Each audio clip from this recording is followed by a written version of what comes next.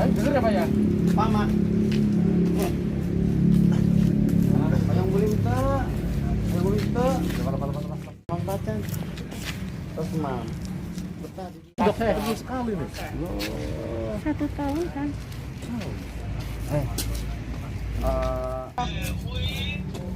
Terang. Habis. Sahacing. Kanit, namanya Pak Habib. Nah, ini yang bantu. History menghilangnya anak ini.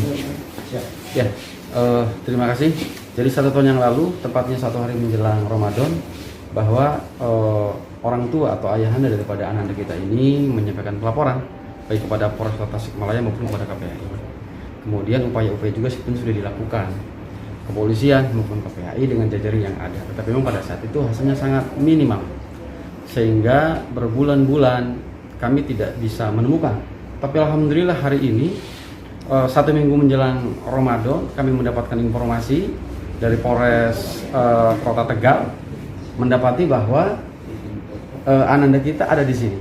Setelah kami melakukan verifikasi dari data dan sebagainya, kemudian melakukan cross check kepada keluarga, ternyata betul ini adalah ananda yang memang dilaporkan 1 tahun yang lalu telah meninggalkan rumah. Alhamdulillah hari ini bisa ketemu. Kami tentu sangat mengapresiasi sekali, mengaturkan terima kasih yang terhingga kepada Ibu Kapolres, kemudian jajarannya yang begitu responsif mengamankan anak-anak, khususnya ananda yang kita ini dari Tasikmalaya. Terima kasih banyak. Semoga Allah Subhanahu wa taala bisa memberikan kebaikan yang luar biasa kepada Ibu Kapolres dan jajarannya. Kalau anak ini kabur atau bagaimana Pak ceritanya? Kami menduga dari investigasi yang memang kami dalami bahwa berawal dari pola asuh yang mungkin kurang kondusif, sehingga kami membaca bahwa anak ini meninggalkan rumah karena memang hilang sebuah rasa kenyamanan di dalam rumah, sehingga mungkin berusaha mencari kenyamanan di tempat di luar. Di luar secara kebetulan mungkin ada anak pang dan sebagainya. Dalam perjalanannya sepintas kami bertanya, ananda kita ini meninggalkan rumah secara spontan sebetulnya. Saya bertanya kembali bahwa 1 minggu setelah meninggalkan rumah ingin pulang, tapi juga dia tidak tahu jalan karena memang terbentur usia yang memang mungkin daya ingat dan lain sebagainya masih terbatas. Kemudian juga dari sisi usia pada saat itu masih 10 tahun, sehingga ada sebuah kemungkinan ada sebuah tekanan dan lain sebagainya yang memaksa bahwa anak ini memang harus terbawa ke kota yang lain. Ya, semula ada temuan dari masyarakat di Kelurahan Panggung yang menemukan anak seperti kebingungan.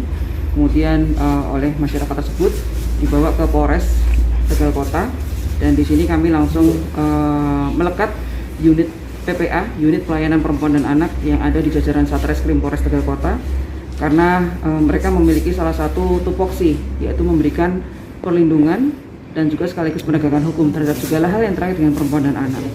Nah, di sini anak langsung kami koordinasikan dengan Kanit PPA Tasik, dan tentunya kita melihat ada interaksi yang luar biasa dengan jajaran KPAI, karena KPAI itu ada di pusat dan juga di wilayah provinsi.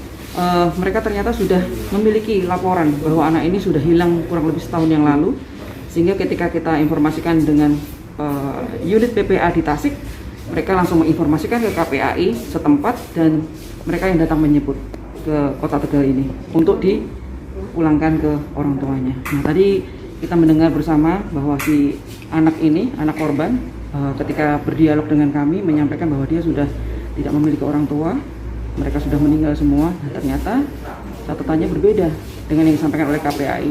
Orang tuanya masih ada, namun mereka bercerai, sehingga si anak akhirnya mencoba mencari jati dirinya, terbawa dengan kelompok geng pang, kemudian terdamparlah di Kota Tegal ini.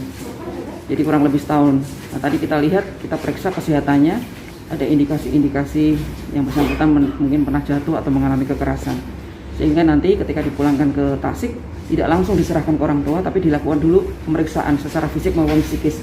Itu sudah SOP-nya. Kami dalam melaksanakan penanganan kasus-kasus ataupun anak yang berhadapan dengan hukum yang dilakukan oleh unit PPA. Dan kalau si anak kan dari Tasikmalaya nih, Ya. bisa sampai Tegal itu gimana, Dan? Pakai apa gitu misalnya? Ya, dia ikut dari satu daerah ke daerah yang lain dengan menggunakan transportasi yang ada. Bisa transportasi, dia numpang naik truk, numpang naik kendaraan yang bak terbuka, seperti itu. Atau mungkin naik kereta. Dia tidak begitu banyak ingat tentang apa yang sudah dia alami selama kurang lebih setahun ini. Imbauan untuk masyarakat dan orang tua, Dan?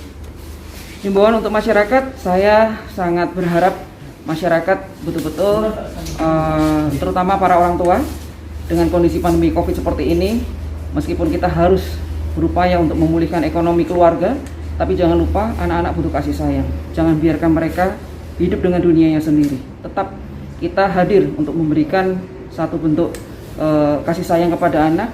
Kemudian kita juga harus mengetahui lingkungan sosial anak, baik itu yang nyata dan juga yang melalui media sosial. Karena dari situlah kita akan bisa melakukan profiling, mengecek siapa-siapa saja anak-anak kita, anak-anak yang coba mempengaruhi anak-anak kita.